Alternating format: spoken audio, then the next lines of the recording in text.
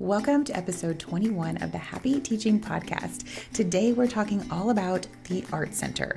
Now, whether you're thinking the Art Center, oh no, mine's a disaster, or the Art Center, I don't even have one of those, or maybe the Art Center, yay, it's my favorite. My hope is no matter where you're at on that kind of spectrum of art centers, I want you to leave this episode with some new tips and new strategies to help promote independence and creativity in our art centers. Now, whether you have more traditional center time, maybe you're not even allowed. Unfortunately, we've had these conversations too, where maybe we're not allowed to get as much playtime or creativity time as we would like. Our goal is to set up our classroom in the most developmentally appropriate way possible and utilize what we can. So take what you can and control what we can control, and then we leave the rest. But our goal is to have these invitations for students, have things and supplies and materials accessible to our students. They can do more than we often give them credit for.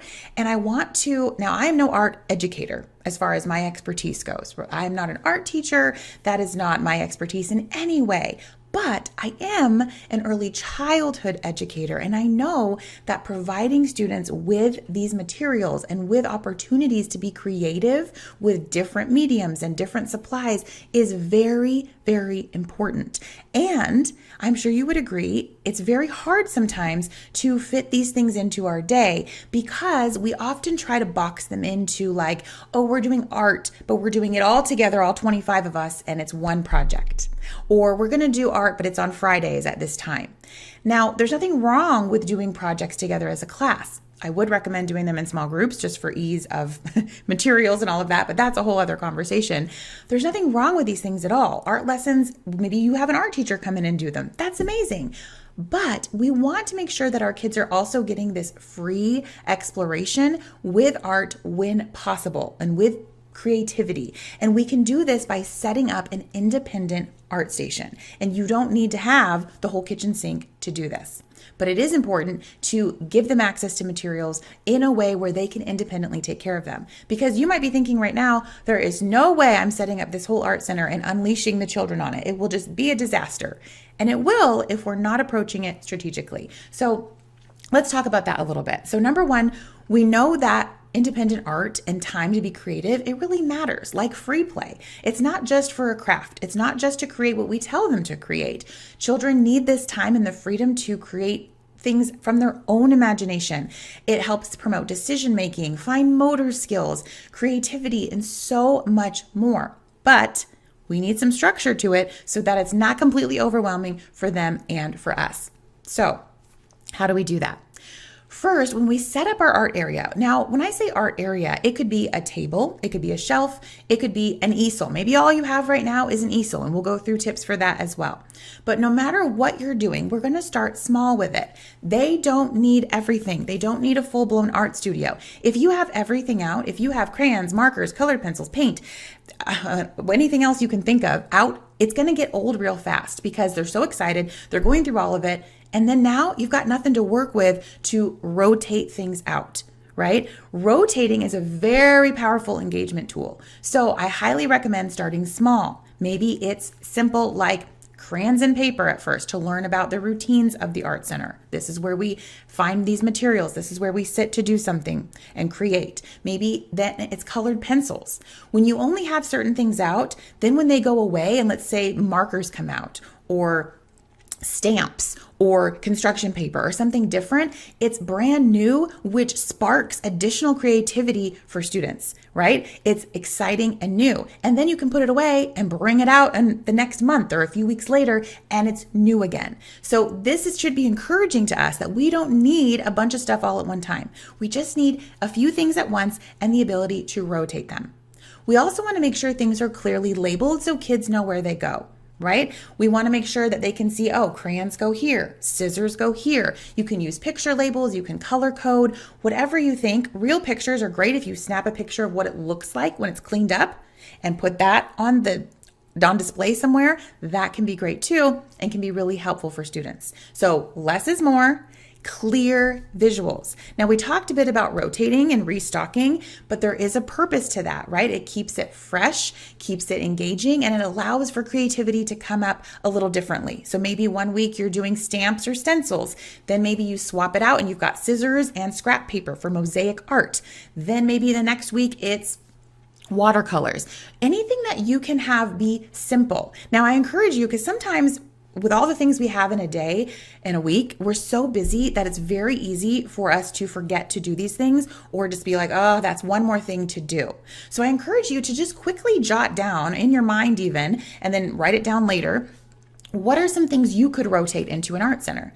And just make a little list like, 4 weeks worth of things that are easy for you to grab and swap out. Get them ready ahead of time so that before you leave on a Friday or on Monday morning, you just quickly swap it out.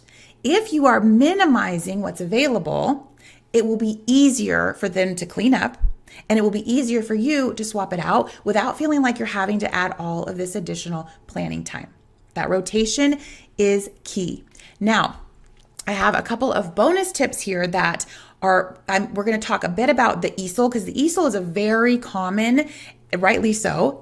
I think most pre-K and kindergarten classrooms have a paint easel, and we love using them. Maybe that's all you have. So I want to go through some tips for that are really going to help you.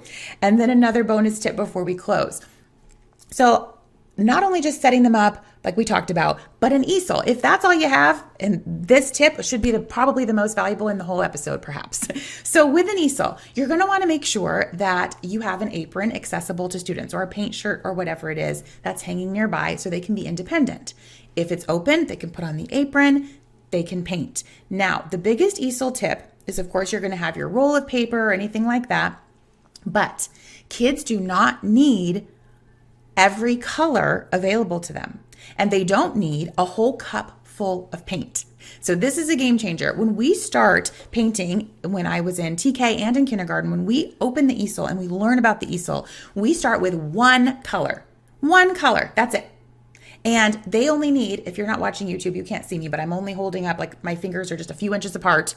They don't need very much paint at all, because the cool thing is if you just put a little squirt of paint in there for a student's turn, they paint until that paint is gone, right? So their page is not soaked. Have you ever had students paint when their page is soaked through and soaked for days with paint? Yes, when their paper is soaked. We don't want that. So they just paint, they use up what's in the cup.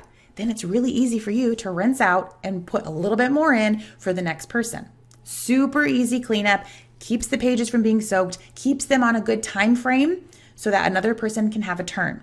Now, of course, we add more colors later. Maybe you do one color a week for a while, or one color each day, or you just bring out whatever colors you have.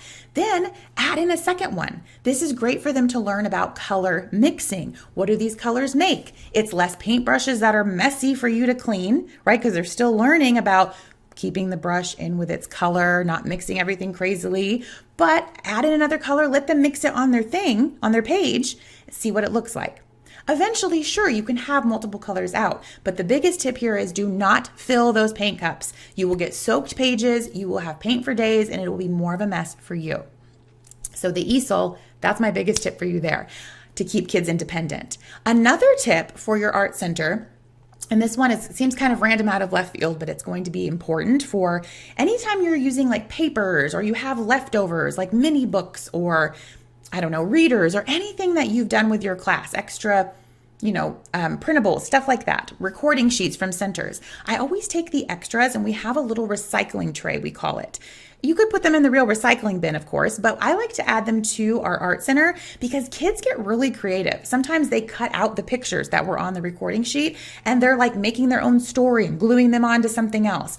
Or they want to redo the recording sheet. That's fine. They're creative. They're painting it, color pencil, whatever they're doing. It's a way to reuse what you've been using without just throwing it away, and it encourages their creativity with something that they are familiar with.